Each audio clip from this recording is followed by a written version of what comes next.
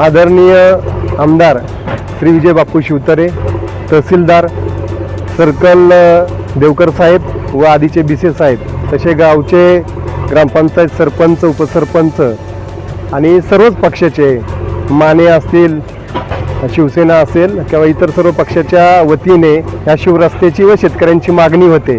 कारण जवळपास 750 ते 800 एकर क्षेत्र आणि 350-400 शेतकरी दरवर्षी यांना ऊस जाण्यासाठी वेळ लागायचा.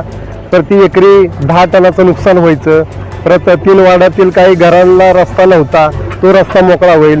हा आमदारांच्या मार्गदर्शनाखाली व तहसीलदारांच्या मार्गदर्शनाखाली पानन शिवरस्ते मोकळे होत आहे. तर हा सध्या आपण 10 ते 12 फूट रस्ता करत आहे. भविष्यात हा जर शेतकऱ्यांनी अजून मोठा रस्त्याला प्राधान्य दिलं तर सर्व शेतकऱ्यांना दळणवळणासाठी खूप फायदेशीर होईल. तसंच जमिनीचे देखील भाव वाढतील. उद्या त्यांना उद्योग व्यवसायासाठी देखील फायदा होईल.